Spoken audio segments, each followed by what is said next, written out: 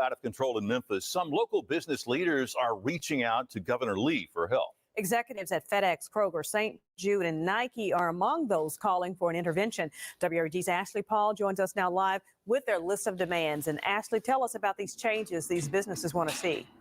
Steph, Greg, at this point, they say the crime is so bad that they need the state to step in and offer assistance to help get it under control. In a letter delivered today by the Greater Memphis Chamber and co-signed by more than 90 Shelby County business executives, they asked for $50 million in block grant funding, a surge in available resources to clear the violent crime case backlog, and the passage of legislation that would make possession of a stolen firearm a felony offense. Those are just some of the changes they're asking for to help Memphis get back to where it was before. According to the Memphis Shelby Crime Commission, overall crime increased 9.6% from 2020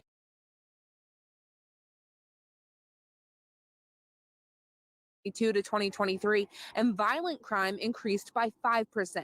We also know that in 2023, homicides hit an all-time. How 2023 was a record-breaking year for violent crimes in Memphis. So when the police chief said crime was down by 50%, it has some people scratching their heads. Thanks for joining us. I'm Richard Ransom. And I'm Pepper Baker. But data from the city's own cut our overall crime in half over the past 6 months. When CJ Davis was advocating to be reappointed as chief, she cited that drop in crime, but the city's numbers paint a different picture. According to the Memphis Data Hub, there were more than 54,100 crimes between July 9th, 2023 and January 9th, 2024, down about 9% from the over 58,100 crimes reported between January 9th and July 9th, 2023.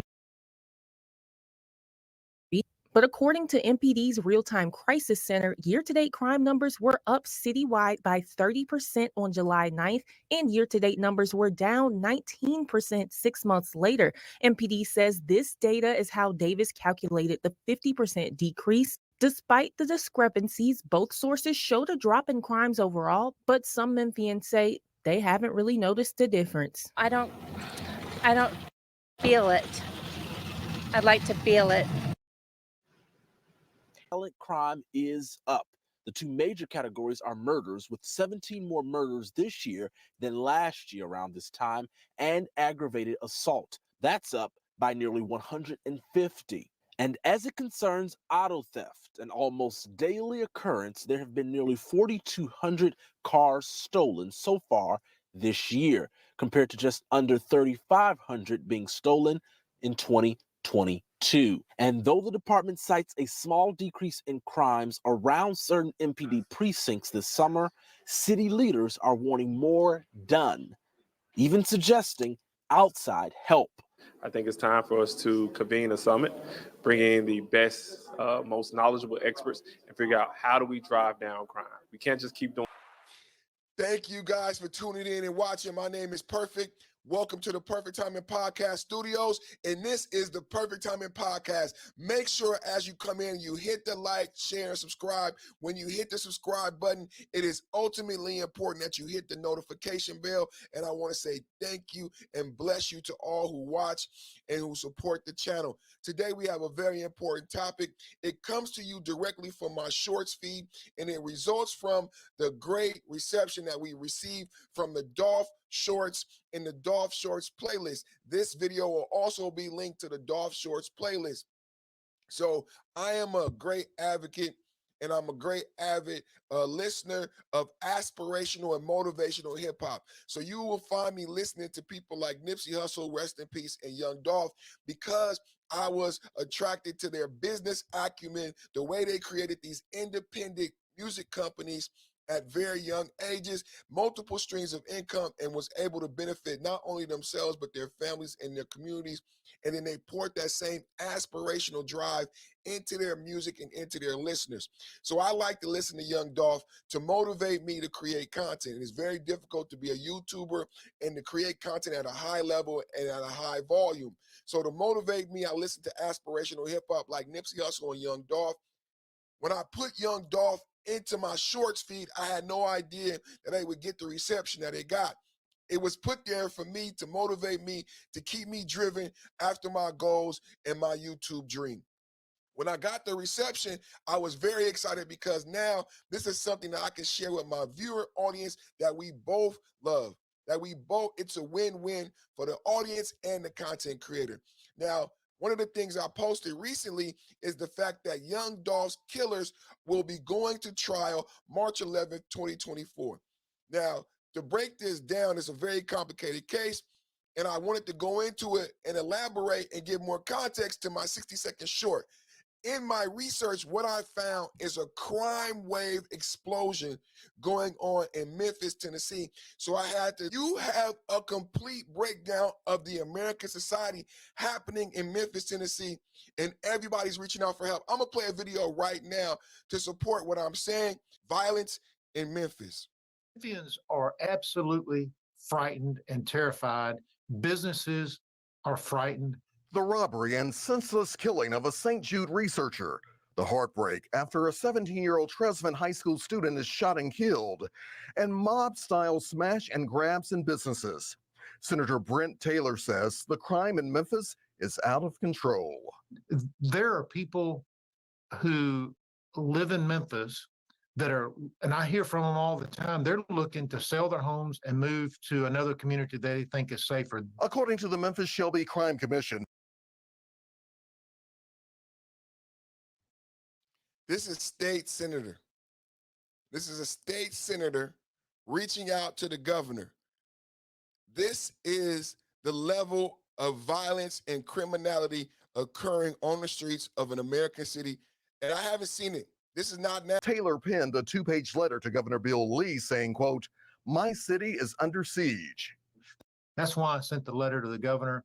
I believe our crime problem may be beyond our local grasp to fix. Taylor is requesting the governor approve what he calls unannounced periodic Tennessee Highway Patrol surges along Memphis interstates. And we need assistance from the governor and from the state to ensure that we have police on the streets that can apprehend these individuals, but we also need prosecutors who will prosecute, and we need judges who will give sentences. He also wants a monitoring team created to track and publicize the number of arrests and the status of prosecutions. If we could get the state to provide that information to Memphians, because then we would be able to either validate the numbers that are coming from the DA's office, or we can challenge those numbers.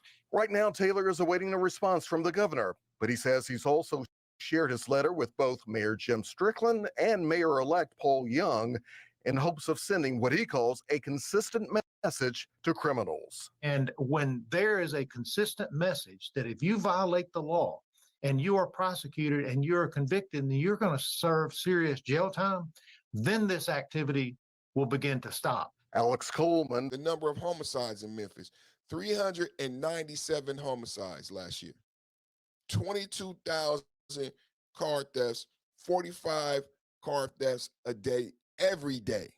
45 car thefts a day, every day, 397 homicides. That's just a few of the numbers, 30% uptick in violence.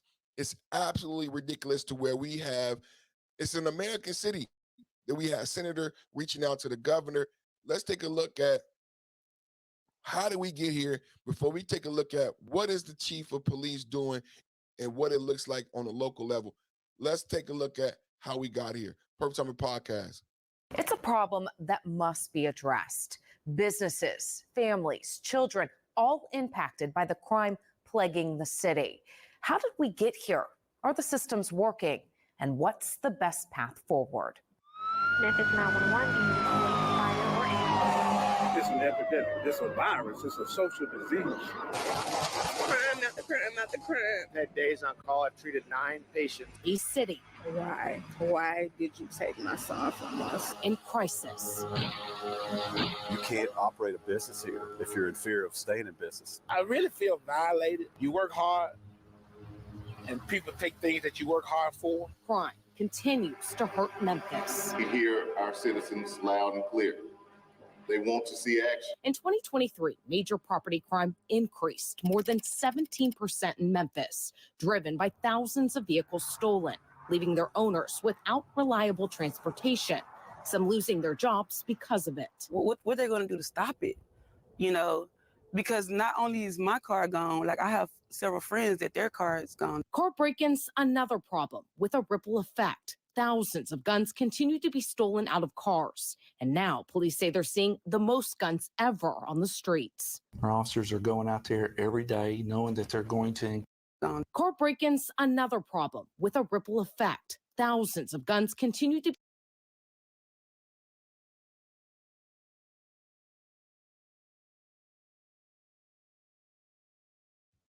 Let's take a look at this graph. They was gonna try to get right. You see how they slipped right by that?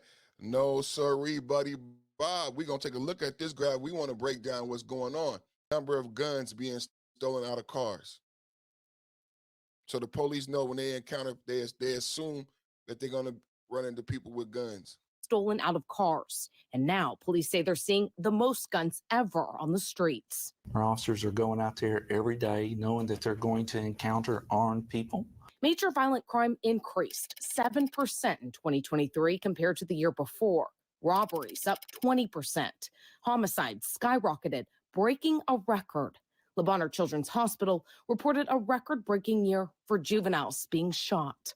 10 of them left paralyzed because of it. Terrible. It's what keeps me up. Statistics that the Children's Hospital has broken a record on juvenile shootings, statistic after statistic. What is happening in this great American city that was the blues capital? I wanted to go to Memphis to listen to blues and to get ribs. Now I don't think I'll be visiting Memphis. I'm asking you, my audience, what's going on and why aren't we hearing more about what's happening in Memphis? The reason I want to hear more about it is so that when you get the light put on these type of situations, that's the only way they get fixed. I'm afraid we're not hearing more about the violence in Memphis because it is an election year. And that's so sad because this is a Democratic ran city, a victim of DEI. When we go look at the police chief, when we look at the mayor, and we look at who's suffering, it's an actual crime. Record-breaking amount of carjackings and stolen guns. You don't hear about any of that in 2024 because it's an election year and it's a Democratic city. The sad part is the black people that they want to vote Democrat are the ones paying in Memphis. This story is not just a little story. I'm going to go back to the video. Y'all know I get passionate, but this is a big deal. It started not a big deal. This is a big deal because it's an election year. We have to pay attention to cities like this and how the Democrats actually run and operate government. Let's continue, please. At night, having to see these children suffer after they've been paralyzed, and we expect this teenager who's paralyzed to go back to school and be happy and be part of society. It has Memphis Shelby County schools begging for a ceasefire. Since August 2022 through mid-January, they say more than 20 students were lost to violence. It's not normal to go sit and cry with a parent at the hospital. For months, WREG investigators have uncovered and poured through the data, police reports, court records. We talked to victims and our top crime fighters to figure out how we got here and how do we find the best path forward. There's so many tools out there and there's so many plans that have been shown to work across the country. We're just not doing it. What is happening? Fingers are being pointed. You get a lot of the blame. Yes, that is definitely true. That is definitely one unpleasant part of this job. As many question whether the systems and laws are working. There has to be a balance. And right now, a lot of people are of the opinion that balance is way out of whack. Top leaders believe there has to be a fine balance of addressing root causes like poverty and education, intervening and offering services, getting more help from the state and federal government, while implementing better policing, hiring more officers, and investing more in our youth. What we have to do as a community is introduce other options to them. The ideas are there. Wheels are in motion. People are ready to fight back. They haven't given up on Memphis. If anything, they've doubled down, and they're doing everything they can to lend their support and voices and influence. But will it be enough? Are we focusing on what vehicle thefts. Last year, on average, would you believe 35 to 45 cars were stolen every single day? So in my research, you just saw one opinion about how we got here. So I did some further research and I found a bunch of videos in my research, but this video details something. It talks about the amount of gangs and where all the gangs reside. I'm not showing this video to give publicity. I need you to look at it from a different set of eyes. You know, we have a different type of audience here. So I'm gonna set up the video because I want you to look at it from a certain way. What I see in the video after growing up in the inner city through gang violence in the crack era is that violence in Memphis, Tennessee has been allowed to proliferate for a very long time. And there has never been anything. And this is a perfect example how a democratic city has been mismanaged and been misrun. So nothing to me has ever been done to curb the poverty, the lack of education, which leads to the violence, i.e. what this city, to me, what you will see in this video, from my deduction, is a welfare state. And I was very surprised in 2024 that so many housing projects, welfare asylums exist in an American city. And so many, like even in Chicago, Cabrini Green, a lot of the projects have been torn down, and a lot of the violence that you think you hear about is not as what it used to be when they had those buildings. They don't have those buildings anymore because they understood when we tear these buildings down, you tear down the heart of the gangs and the crime and the violence. But we learned that in the 90s and in the early 2000s across America, housing projects came down across America, right? And that was part of the crime bill and get rid of the crime and the drugs, right? I don't know what happened in Memphis and some of these democratic cities, but what I see in this video is an abundance of welfare housing asylums, and what we know happens in those communities is happening, but in an abundance because you have so many. In the beginning of the video, the young man says there's over 100 gangs in Memphis, and I'm like, is he exaggerating 100 gangs? But what you see throughout the video is that there are so many welfare housing projects still alive and well in Memphis that are the feeding and birthing ground of the gangs and the violence. Let's take a look at this video. In Memphis, Tennessee, there's over 100 different gangs with over 13,000 different gang members in the city. Gangs in the Memphis area are concentrated in high crime black neighborhoods, which we'll be going over that in this video. First, we'll be talking about the Binghamton area. This neighborhood. So gangs in Memphis are concentrated in high crime, predominantly black neighborhoods. What you'll see, he has a map in detail, high crime black neighborhood, also welfare housing project.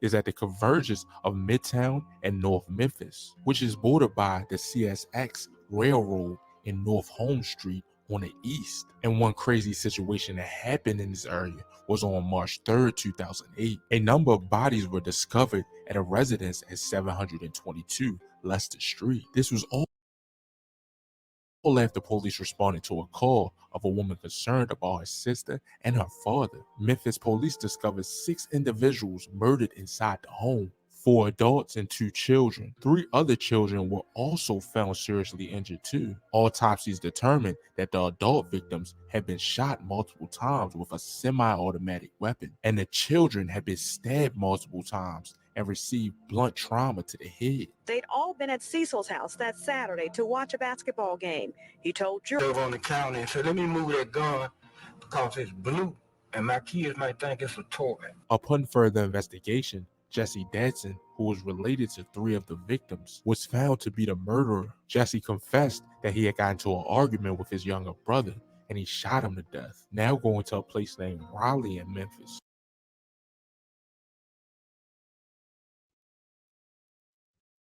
What is happening in Memphis, you guys?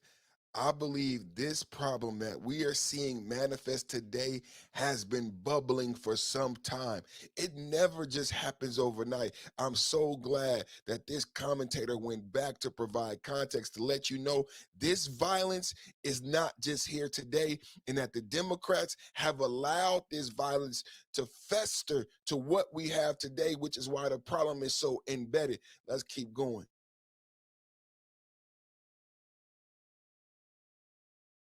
which is a pretty large hood in North Memphis, originally built as somewhat of a suburb of Memphis before becoming part of the city during the 1970s, which can be called an extension of the Bay Area, with gangs like Fam Mob, Ghost Mob, Fast Cash, Taliban, Raleigh Mob, FMG, Trap Squad, and many more. Now let's go to the Douglas area, which is one of North Memphis's most reputable area, once home to Douglas Mob. This is one of the city's oldest hood, and this area has been an all-black area since the 1800s, and originally built for only black families. Then going to one of the most notorious areas in Memphis, which they call the Bay Area. North of North Memphis is the city's largest hood, home to a number of apartment complexes and neighborhoods, and made by famous rappers like Crazy Boy, Lil White, Yo Gotti, and Glorilla. This area was built throughout the 1940s and the 60s and became an all-black area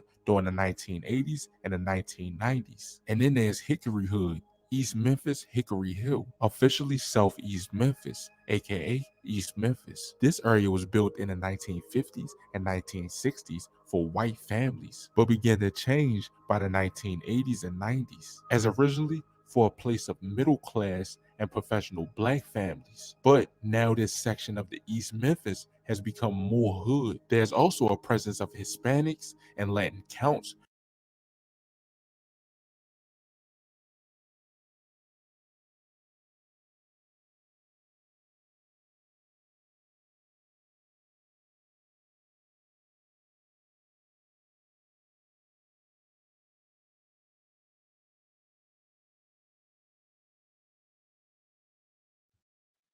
This is the map. This is the map I was speaking of.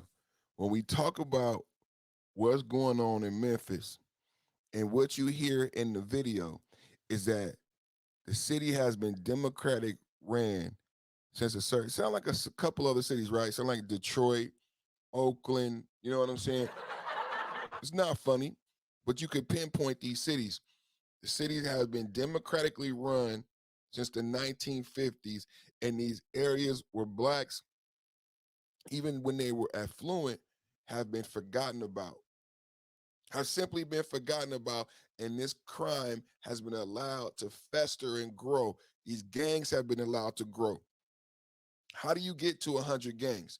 You get to 100 gangs when you got one gang and you don't do anything about it, because one gang is fighting with another gang, so that's two gangs. Then you would think you keep it at two gangs. You get to 4, 5, 6 gangs, and you realize you have a problem with gang violence, and you have to do something about the extenuating circumstances that is causing the gang violence, i.e., the poverty and the lack of government support and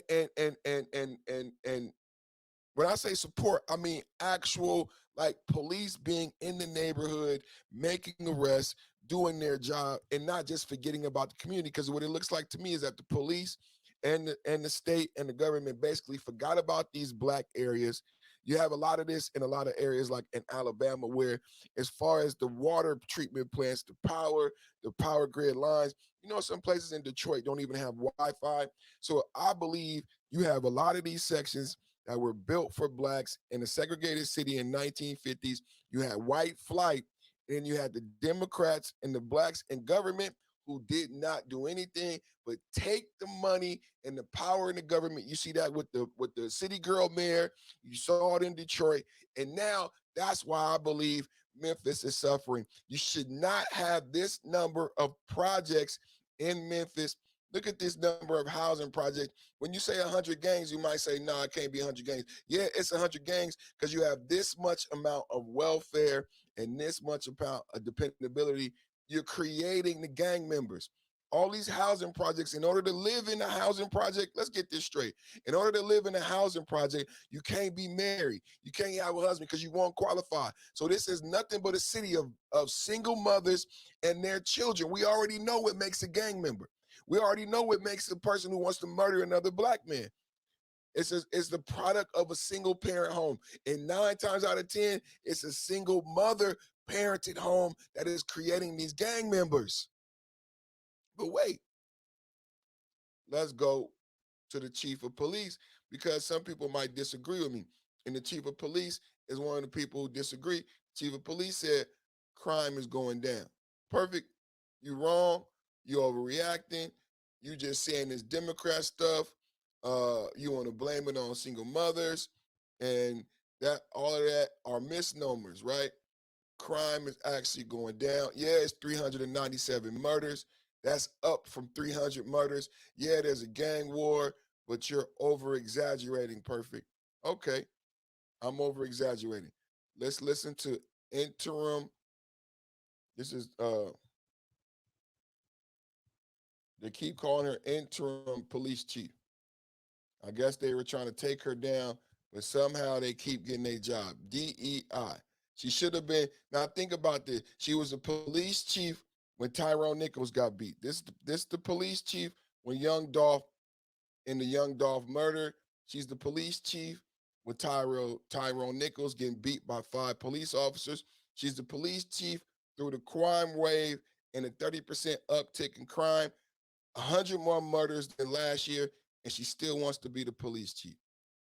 And y'all telling me about DEI and it ain't real? No, I think DEI is real, and I think the sad part about the diversity, equity, inclusion is that when you get hires like this, the people who pay for it are the people that they're supposed to be protecting. It's sick and perverted. Let's listen to what she got to say after everything I presented to you today, and I want to hear from you in the comments what you think. Am I wrong? Right now, everything from code enforcement, you name it. During a recent town hall meeting, the interim police chief, CJ Davis, explained that it's a collaborative effort between the sheriff's office, THP, and ATF, as well as code enforcement to take criminals, weapons, and drugs off the street. According to MPD, Code Zero includes multiple sub-operations. Different precincts have different types of crime. Some precincts have gun violence. Some precincts, like Appleton Farms, they have more auto thefts. Davis says they started in the Mount Moriah precinct. During the one-day operation, more than 500 traffic stops were initiated. 37 people, including juveniles, were arrested or given a citation, and multiple guns and drugs were seized. Crime is down in that area. Crime is down around the city. Auto thefts are down about 30% right now. The following weekend, the operation moved further south. So she's giving us numbers from one day. And why hasn't this been done up until now? Huh? She's giving us numbers one day that they did a traffic stop of 500 people and they arrested 37 people. She doesn't say if anyone is prosecuted, and she says, why isn't this a daily basis until you get crime under control? And then you want to give us these falsified numbers after one day of you doing your job. This is what's happening in Democratic City. This is what's happening with DEI. Let's give diversity, equity, and inclusion to everybody, especially in Black Democratic cities, because this is the perfect way to get rid of all of us. Into the Ridgeway precinct. Now, during that 2-day effort, 156 law enforcement personnel made 51 arrests. The nuisance closure of the Marathon gas station on Lamar Avenue was also part of this operation. Most recently, officers focused on the Airways precinct. 62 arrests were made, 223 people were cited for traffic violations, and more than $7,000 in cash was seized. Putting people in jail does not stop crime. What stops crime is for us to have a holistic approach. Reporting it. Putting people in jail don't stop crime. That's the first time I heard a police officer say that. How about we start there, Chief of Police? Did you hear this is what you get? This is what you get. You wanted this the Chief of Police you wanted, and now she gonna get up there after she's lost complete control of her job and her function and say, arresting people is not the way you stop crime? I was asking from the beginning this whole time, why do you think this is happening in Memphis, Tennessee? I waited to the end to drop the bomb to show you why this is happening. You want to know why this is happening? Because this is your queen. This is what you wanted. This is what you wanted. You wanted DEI, you wanted diversity, equity, and inclusion. You want a chief of police who believes that arresting people, actually doing her job, is not going to fix the problem of crime. Get the... Excuse me, ladies and gentlemen, I'm not going to finish that sentence. Thank you guys for tuning in. Thank you guys for watching. Like I said, this is just the first episode in a series of videos I'm going to do about the crime wave in Memphis. And then we're going to do story. I told you, Monday, March 11th, the trial starts for the killers of Young Dolph. We're going to bring you that. So thank you guys for tuning in. Thank you guys for watching. Thank you guys for subscribing. Make sure you subscribe, like, share. And like I said, when you subscribe, it's ultimately important that you hit the notification bell. My name is Perfect. This is the Perfect Timing Podcast Studios. You've been watching Perfect Timing Podcast.